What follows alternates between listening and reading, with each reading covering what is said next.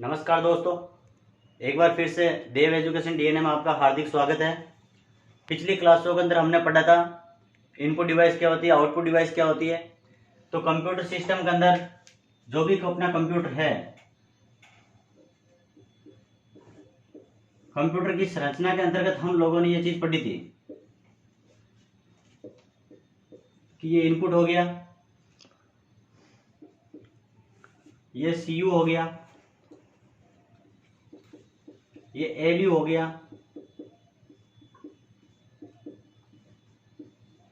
ये हो गई इंटरनल मेमोरी, और उसके बाद आ गया आउटपुट। यानी सबसे इंपॉर्टेंट जो चीज थी हमारे इसके अंदर थी कि इनपुट डिवाइस के द्वारा हम क्या करते हैं, कंप्यूटर के अंदर इनपुट देते हैं, उसके बाद वो इनपुट सीयू के पास में जाता है, यानी ये अपना प्रोसेसिंग डिपार्टमेंट है। ये जो प्रोसेसिंग डिपार्टमेंट है तो इसको हम इस तरह से दे सकते हैं आई पी ओ और एस। प्रोसेसिंग होने के बाद में हमने जो भी काम कर लिया है उसके बाद हमारे को उसका आउटपुट प्राप्त हो जाता है, और आउटपुट प्राप्त करने के बाद में यदि हमारे को चाहे कि कोई सा भी जो डाटा है हम उसको पूरी तरह से स्टोर करना चाहते हैं तो इस स्टोर का एस का मतलब क्या होता है, स्टोरेज। इसका मतलब हो गया स्टोरेज, यानी इनपुट, प्रोसेसिंग, आउटपुट और स्टोरेज। तो स्टोरेज किस में किया जाता है, आप जो भी मेथड टाइप कर रहे हो या जो भी आप कंप्यूटर पर वर्क कर रहे हैं तो उसके लिए हमारा क्या करना पड़ता है कि उसको हमें अगले भविष्य के लिए स्टोर करके रखना पड़ता है।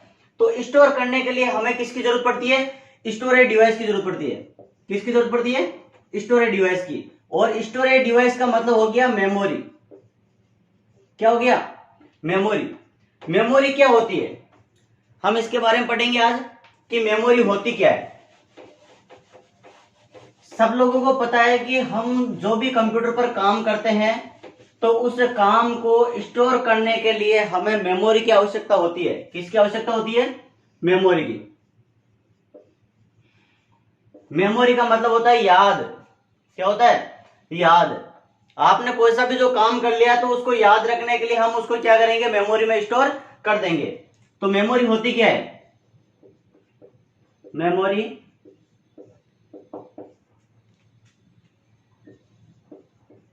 कंप्यूटर पर किए गए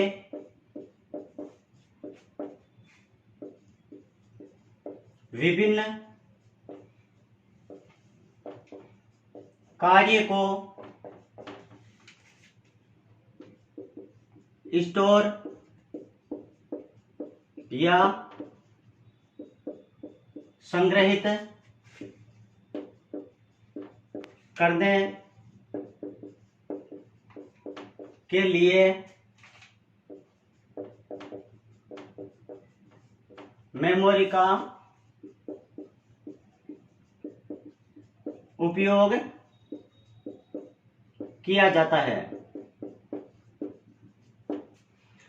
यानी कंप्यूटर के अंदर किसी भी प्रकार का जो आप वर्क करते हैं उस वर्क को स्टोर करने के लिए या उसको संग्रहित करने के लिए किसकी आवश्यकता पड़ती है, उसके लिए हमारे को मेमोरी की आवश्यकता पड़ती है। मेमोरी किसी भी कंप्यूटर के अंदर अलग अलग कैपेसिटी की हो सकती है, यानी इनकी कैपेसिटी जो होती है डाटा स्टोर करने की वो अलग अलग हो सकती है। सबसे मेमोरी की जो कैपेसिटी होती है वो मैं आपको बता दूं कि मेमोरी की इकाइयां होती है। क्या होती है, मेमोरी की इकाइयां। मेमोरी की इकाइयों के द्वारा मापा जाता है कि मेमोरी की कैपेसिटी क्या है। कौन कौन सी मेमोरी की इकाइयां होती है, तो उसमें सबसे पहले आती है आपके मेमोरी की सबसे छोटी इकाई।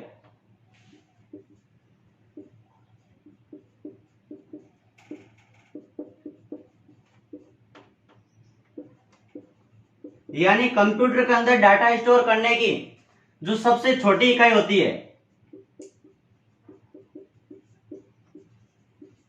जो सबसे छोटी इकाई होती है, याद रखें सबसे छोटी इकाई बिट होती है।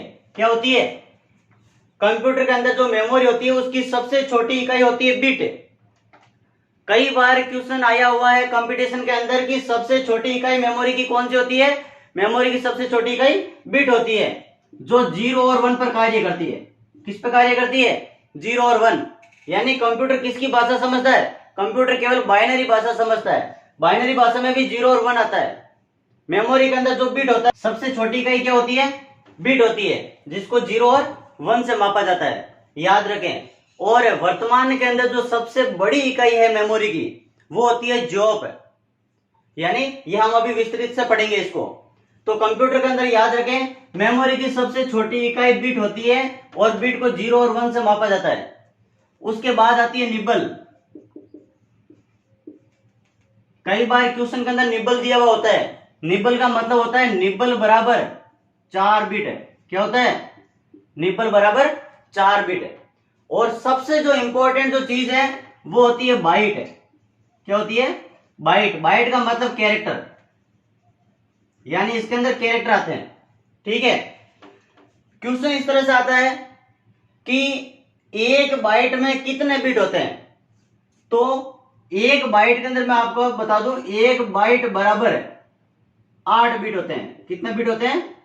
8 बिट। सबसे इंपॉर्टेंट क्वेश्चन कि एक बाइट के अंदर कितने बिट होते हैं? तो एक बाइट के अंदर 8 बिट होते हैं, याद रखें।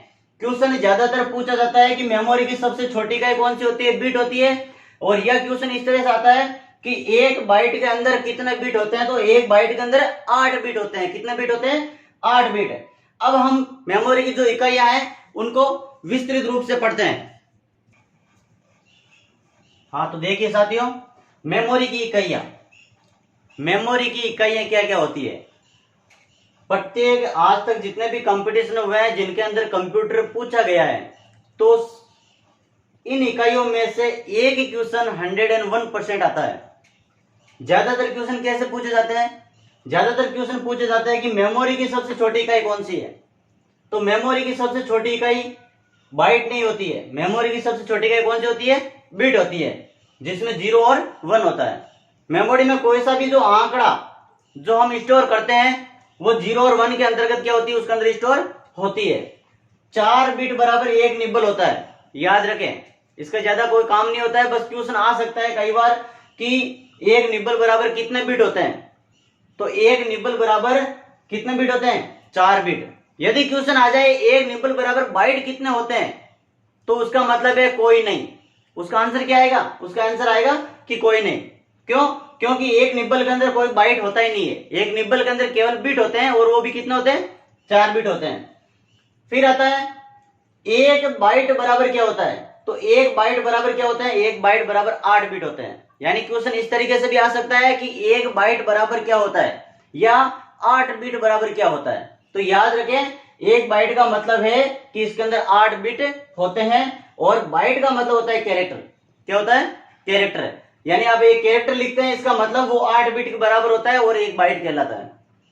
अब इसके बाद ये चीज आपको याद रखनी है, 1024 बाइट का मतलब होता है 1 किलोबाइट, जिसको हम केबी कहते हैं। 1024 केबी का मतलब होता है 1 मेगाबाइट, जिसको हम एमबी करते हैं। 1024 एमबी का मतलब होता है 1 गीगाबाइट, जिसको हम जीबी कहते हैं। 1024 जीबी बराबर 1 टेराबाइट। 1024 टीबी यानी टेराबाइट बराबर 1 पेंटाबाइट। 1024 पेंटाबाइट बराबर 1 एक्साबाइट। 1024 एक्साबाइट बराबर 1 जोटोबाइट। 1024 जोटोबाइट बराबर 1 योटाबाइट। 1024 योटाबाइट बराबर 1 ब्रोंटोबाइट। और 1024 ब्रोंटोबाइट बराबर होता है 1 जोबाइट। ये है सबसे नई इकाई। यानी सबसे नई इकाई कौन सी है? जोबाइट।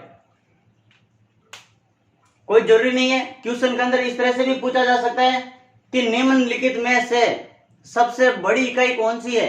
कोई जरूरी नहीं हो कि ये दी हुई हो, यहां तक भी दे सकते हैं। जोटोबाइट आ गया, गीगाबाइट आ गया, मेगाबाइट आ गया और किलोबाइट आ गया, तो सबसे बड़ी कौन सी होगी? जोटाबाइट होगी। यानी क्वेश्चन इस तरह से पूछा जा सकता है, निम्नलिखित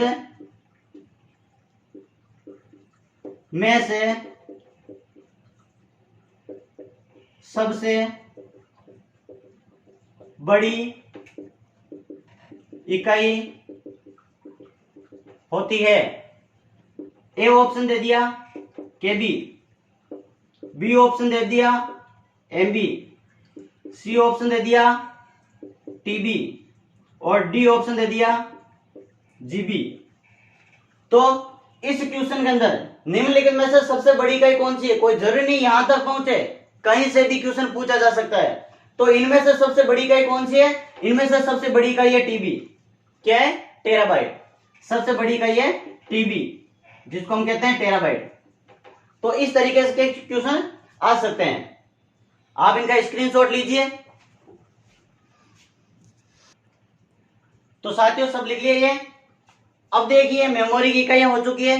अब मेमोरी की इकाइयां के बाद में अब हम पढ़ते हैं मेमोरी के बारे में विस्तृत जानकारी, कि मेमोरी जो है वो क्या होती है, कितने प्रकार की होती है, कहां पर ये लगी होती है, ये सारी हम विस्तृत जानकारी अब पढ़ेंगे। तो नेक्स्ट टॉपिक है अपना मेमोरी।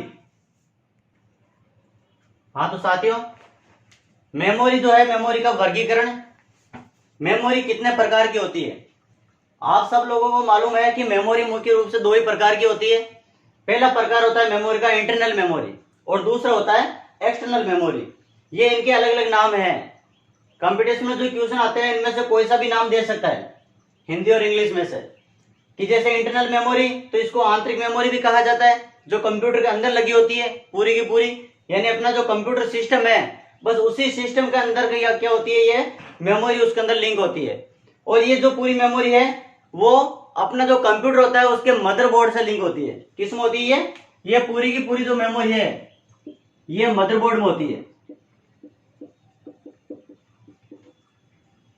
ठीक है, ये विभिन्न प्रकार है। इधर एक्सटर्नल जो मेमोरी है उसको बाहरी मेमोरी कह दो, सहायक मेमोरी कह दो या द्वितीयक मेमोरी कह दो, सारी एक ही चीज है। ये सारी जो मेमोरी है इनको कंप्यूटर के बाहर से लिंक किया जाता है। यानी कंप्यूटर के बाहर से सीपीयू से क्या होती है, ये मेमोरी लिंक होती है। सबसे पहले यहाँ पर अपने प्राइमरी में जो मेमोरी है ये दो प्रकार की होती है। पहला जो प्रकार होता है वो होता है अपने प्रोसेसर। प्रोसेसर का मतलब हो गया कि इसके अंदर रजिस्टर और कैश मेमोरी होती है। रजिस्टर क्या होता है और कैश मेमोरी क्या होती है, आप लोगों को पता होगा। ये पूरी की पूरी जो प्रक्रिया, ये जो पूरी मेमोरी है ये मदरबोर्ड से लिंक होती है, यानी मदरबोर्ड के अंदर ही लगी रहती है।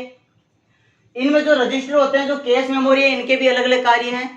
रजिस्टर जो होता है वो किसी भी जो आप डाटा कहीं पर भी स्टोर करते हो तो उनका जो एड्रेस होता है वो इस रजिस्टर से लिंक होता है।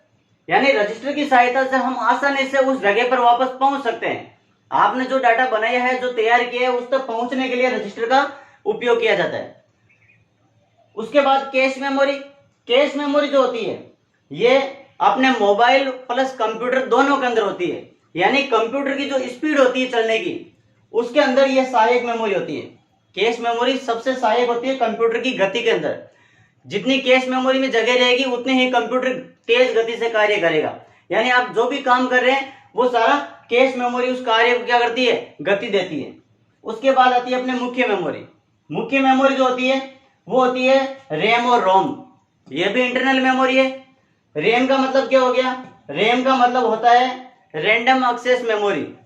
रैम का मतलब रैंडम एक्सेस मेमोरी, यानी आप इसके अंदर जो भी डाटा होता है वो रैंडमली कहीं से भी प्राप्त कर सकते हैं। कैसे कर सकते हैं? जैसे ये अपनी कंप्यूटर की स्क्रीन है, इस स्क्रीन के ऊपर आपने ये चीजें लिख रखी है, तो रैंडमली का मतलब होता है कि हम यहां से इस डाटा को प्राप्त कर सकते हैं, यहां से इसको डायरेक्ट प्राप्त कर सकते हैं, यहां से इसको डायरेक्ट प्राप्त कर सकते हैं, कहीं से भी उस डाटा को पढ़ सकते हैं हम। सीक्वेंस जो होती है, सीक्वेंस का मतलब तो केवल लाइन वाइज ही डाटा को पढ़ा जा सकता है। और रैंडमली का मतलब क्या होता है? रैंडमली का मतलब कहीं से भी डाटा को उठाया जा सकता है। तो ये होती है अपने रैम। ये जो रैम होती है वो क्या होती है? वोलेटाइल। ये क्या होती है? ये वोलेटाइल होती है। रैम दो प्रकार की होती है। डी रैम का मतलब डायनामिक रैम और एस रैम का मतलब होता है इसके अंदर स्टैटिक रैम। डायनामिक रैम जो होती है उसके अंदर डाटा तब तक ही रहता है, यानी डायनामिक रैम के अंदर डाटा कुछ ही समय के लिए रहता है। इसकी समय सीमा जो होती है वो निर्धारित होती है। जैसे ही वो रैम पूरी भर जाती है तो ऑटोमेटिक वहां से ये खाली हो जाती है। और एस रैम जो स्टैटिक रैम है, स्टैटिक रैम के अंदर क्या होता है कि जब तक अपना कंप्यूटर ऑन है तब तक इसके अंदर डाटा रहता है। तो हम एक तरह से कह सकते हैं कि रैम जो होती है उसके अंदर डाटा तब तक ही रहता है जब तक कंप्यूटर ऑन है। वोलेटाइल का मतलब यही है कि डाटा कब तक रहेगा, जब तक अपना कंप्यूटर ऑन है तब तक रैम के अंदर डाटा रहेगा। जैसे ही कंप्यूटर ऑफ कर दिया, ऑफ करती रैम पूरी पूरी साफ हो जाती है, यानी पूरी खाली हो जाती है। उसके बाद आती है रोम। रोम जो होती है वो होती है read only memory. Read only memory, ROM जो होती है रीड ओनली मेमोरी होती है। इसका कार्य क्या होता है? इसका कार्य होता है कि इसके अंदर जब कंप्यूटर को बनाया जाता है तो बनाते समय कंप्यूटर के अंदर कुछ ऐसे प्रोग्राम होते हैं जिनको हमेशा के लिए कंप्यूटर में सेव रहना जरूरी होता है। क्यों? क्योंकि उन्हीं प्रोग्रामों की बदौलत वो कंप्यूटर आगे कार्य करता जाता है। तो वो जितने भी प्रोग्राम होते हैं वो सारे इस रोम के अंदर स्टोर होते हैं। हम इसके अंदर कुछ नहीं कर सकते। इसके अंदर जो डाटा होता है वो कंप्यूटर बनाते समय पहले से ही डाला हुआ होता है, जिसको हम क्या कर सकते हैं? केवल रीड कर सकते हैं। क्यों? क्योंकि ये रीड ओनली मेमोरी है, इसलिए हम उनके डाटा को केवल रीड कर सकते हैं। और इसीलिए इसको नॉन वोलेटाइल मेमोरी कहा जाता है। क्या कहा जाता है? Non volatile memory. रोम को क्या क्या कहा जाता है? रोम को नॉन वोलेटाइल मेमोरी कहा जाता है, यानी इसके अंदर डाटा तब भी रहेगा जब तक कंप्यूटर ऑफ ना हो। कंप्यूटर ऑफ कर दिया तो उसके बावजूद भी इसके अंदर क्या होगा? वो डाटा स्टोर मिलेगा आपको। क्यों मिलेगा? क्योंकि ये रोम है, इसको केवल रीड कर सकते हैं, इसमें हम बदलाव वगैरह कुछ नहीं कर सकते। इसमें बदलाव करने के लिए इनके प्रकार दिए रखे अलग अलग। सबसे पहला प्रकार है पीरोम। पीरोम का मतलब होता है प्रोग्रामेबल रीड ओनली मेमोरी, यानी इसके द्वारा प्रोग्राम जो होते हैं उनको केवल रीड किया जा सकता है। जब कंप्यूटर तैयार किया जाता है तो सारे प्रोग्राम रोम में डाले हुए होते हैं और पी रोम की सहायता से उन प्रोग्रामों को क्या कर सकते हैं? केवल रीड किया जा सकता है। उसके बाद है अगला ईपी रोम। ईपी रोम का मतलब होता है erasable programmable read only memory. Erasable, erasable का मतलब उसको इरेज करना। क्या कर सकते हैं? हम उसको इरेज कर सकते हैं। प्रोग्रामेबल यानी प्रोग्राम, रीड ओनली मेमोरी यानी जिन प्रोग्रामों को केवल रीड किया जा सकता है उनको इरेज भी कर सकते हैं। किसकी सहायता से कर सकते हैं? वो इरेज कर सकते हैं पराबैंगनी किरणों की सहायता से। पराबैंगनी किरणों की सहायता से हम क्या कर सकते हैं? उनको इरेज कर सकते हैं, यानी मिटा सकते हैं। तीसरा इसका प्रकार EEPROM, electrical erasable programmable read only memory, यानी प्रोग्रामों को रीड करते हैं, इरेज भी कर सकते हैं, लेकिन किसके द्वारा कर सकते हैं? इलेक्ट्रिकल, यानी इलेक्ट्रिसिटी के द्वारा हम क्या कर सकते हैं? इसके अंदर जो भी प्रोग्राम होते हैं उनको इरेज कर सकते हैं, यानी उनको मिटाया जा सकता है। तो ये तो होती है अपनी मुख्य मेमोरी। मुख्य मेमोरी आ गई। मुख्य मेमोरी जो होती है रैम और रोम होती है। अधिकांश क्वेश्चन जो पूछा जाता है ज्यादातर यही पूछते हैं कि रैम का पूरा नाम क्या होता है या रोम का पूरा नाम क्या होता है, या निम्नलिखित में से रोम है या निम्नलिखित में से प्राइमरी मेमोरी कौन कौन सी है। तो प्राइमरी मेमोरी कौन कौन सी है? एक ऑप्शन यहां से दे दिया, बाकी ऑप्शन यहां से दे दिए, यानी सेकेंडरी मेमोरी के। तो प्राइमरी मेमोरी का ऑप्शन पी रोम दिया हुआ है, इसका मतलब प्राइमरी मेमोरी कौन सी है? पी रोम जो है वो प्राइमरी मेमोरी है। निम्नलिखित में से रैम के भाग है, रैम का भाग कौन सा है? एस रैम या डी रैम हो सकता है। साइड में तीन ऑप्शन ये दे दिए, तो हमारा क्या करना है? रैम कौन सा है? इन दोनों में से जो भी ऑप्शन आता है वही ऑप्शन सही होगा। ठीक है। अब इसके बाद आता है एक्सटर्नल मेमोरी। एक्सटर्नल जो मेमोरी होती है वो क्या है? एक्सटर्नल का मतलब होता है बाहरी, यानी कंप्यूटर के बाहर से जो मेमोरी लगाई जाती है, जो सीपीयू के बाहर से जो मेमोरी जोड़ी जाती है वो बाहरी मेमोरी होती है। इस मेमोरी को हम ऑक्सिलरी मेमोरी यानी सहायक मेमोरी भी कह सकते हैं। इस मेमोरी को सेकेंडरी मेमोरी यानी द्वितीयक मेमोरी भी इसको कहा जा सकता है। इनको तीन भागों में बांटा गया है। सबसे पहला भाग है मैग्नेटिक टेप। मैग्नेट का मतलब होता है चुंबकीय टेप, यानी चुंबक की सहायता से जो डाटा स्टोर होता है वो चुंबकीय टेप के अंतर्गत आता है। फिर आता है मैग्नेटिक डिस्क, जिसके अंदर चुंबकीय डिस्क होती है। डिस्क का मतलब छोटी छोटी परतें होती है। चुंबकीय डिस्क अलग अलग आकार की गोल डिस्क होती है, जिस तरह से सीडी डीवीडी होती है उसी तरह से वो जो चुंबकीय डिस्क होती है वो कैसी होती है? मैग्नेटिक होती है। तीसरा प्रकार होता है ऑप्टिकल डिस्क। ऑप्टिकल का मतलब प्रकाशीय किरणों की सहायता से जो तैयार की जाती है वो वाली डिस्क है। तो प्रकाशीय किरणों की सहायता से एक तो सीडी तैयार की जाती है और एक डीवीडी तैयार की जाती है। सीडी जो होती है वो कॉम्पैक्ट डिस्क होती है और डीवीडी जो होती है वो होती है अपने सीडी कॉम्पैक्ट डिस्क होती है और डीवीडी होती है अपने वर्सेटाइल डिस्क या डिजिटल वर्सेटाइल डिस्क। ठीक है, तो सीडी और डीवीडी होती है वो ऑप्टिकल डिस्क होती है। मैग्नेटिक डिस्क के अंदर फ्लॉपी डिस्क और हार्ड डिस्क आती है। फ्लॉपी डिस्क जिसमें छोटी छोटी चकतियां होती है, ठीक है, और हार्ड डिस्क जो होती है उसके अंदर चकतियां जो होती है बहुत ही ज्यादा मात्रा के अंतर्गत होती है। तो इसी के साथ ही ये कंप्यूटर की मेमोरी का जो वर्गीकरण है ये अपना समाप्त हुआ। अगली क्लास के अंदर हम पढ़ेंगे इनको विस्तृत वर्णन करके, यानी प्रत्येक के बारे में विस्तृत वर्णन, सारी जो चीजें लिखी हुई है उन सबका फुल फॉर्म वगैरह पूरा करके आसानी से पढ़ेंगे। तो इसी के साथ हमारा देव एजुकेशन डीएनए जो है जुड़े रहिए, सब्सक्राइब कीजिए, लाइक कीजिए, कमेंट कीजिए, शेयर कीजिए और हमारे चैनल पर बने रहिए। नमस्कार।